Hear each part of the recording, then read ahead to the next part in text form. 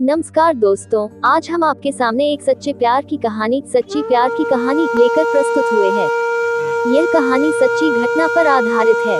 इस दर्द भरी प्रेम कहानी, प्यार की दर्द भरी कहानी से आप प्रेम का मतलब बहुत ही करीब से महसूस कर पाएंगे। चलिए सुनते हैं दर्द भरी लव स्टोरी।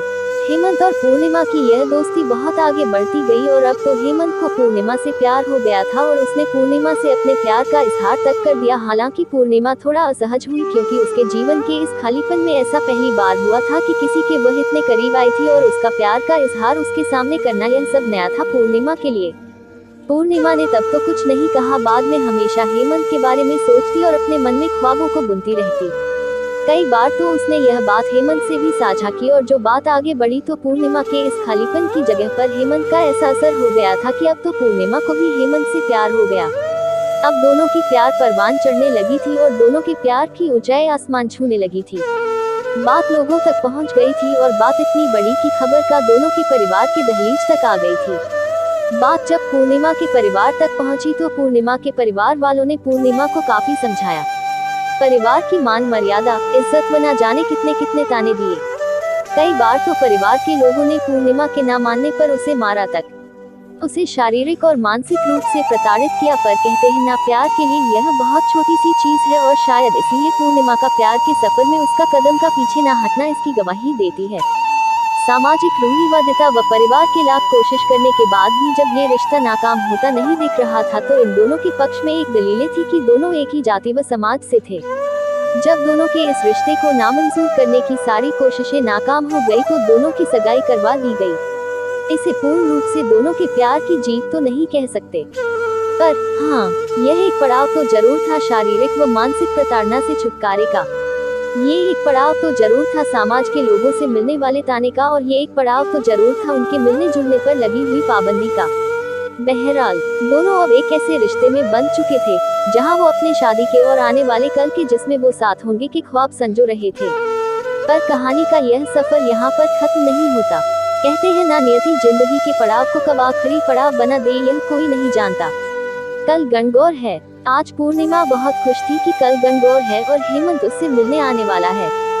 बात थोड़ी सामान्य होने लगी थी और घर के लोग भी थोड़े बहुत खुश हैं। पूर्णिमा खुद को संवारती है, बार बार आईने में खुद को निहारती है।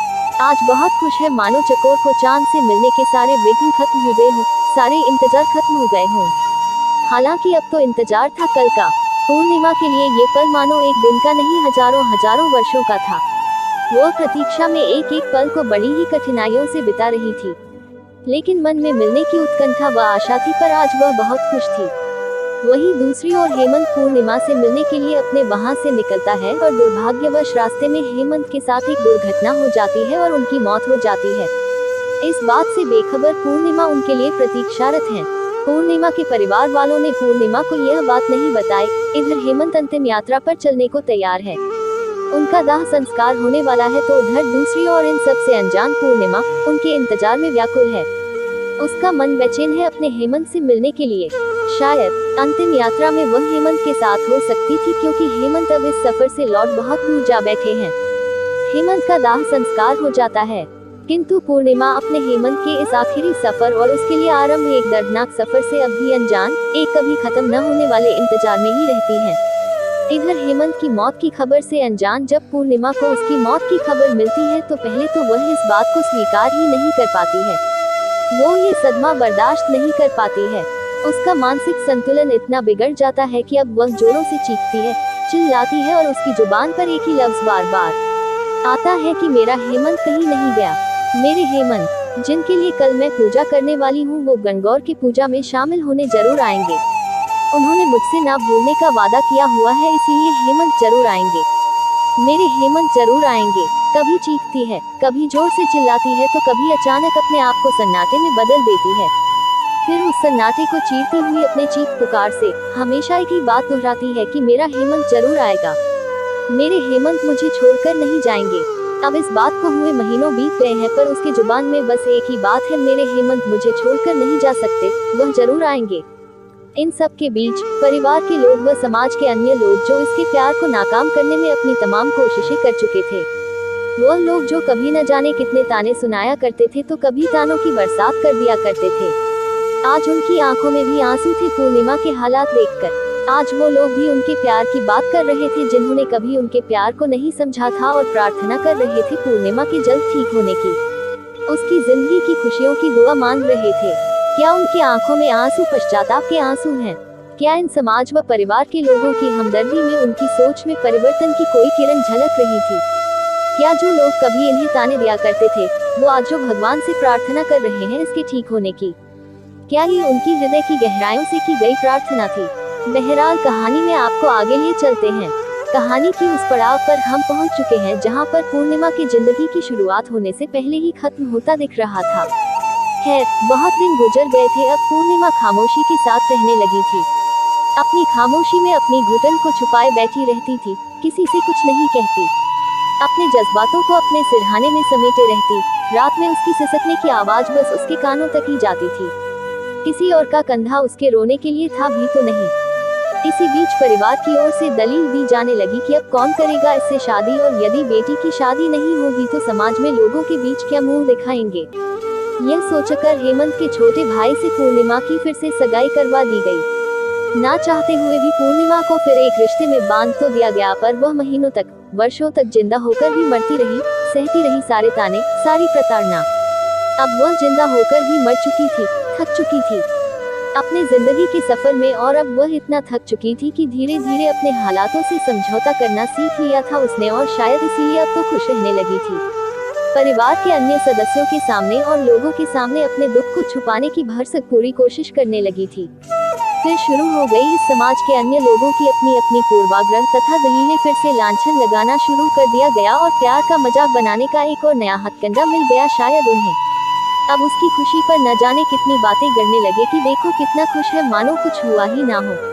ध्यान रहे, ये वही लोग हैं जो कुछ ही समय पूर्व पूर्णिमा के हालातों पर आंसू तक बहा रहे थे और भगवान से प्रार्थना की थी उसके जल्दी ठीक होने की।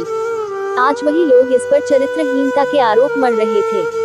इन सभी बातों ने उसके जीवन में पुनः वही सारी विपदाओं को ला खड़ा किया जो उसने पहले देखी थी। मानो उसके जीवन में दुखों का साया फिर से आ गया, उसके हंसते खेलने वाले जिंदगी में फिर से दुखों का बवंडर आ गया।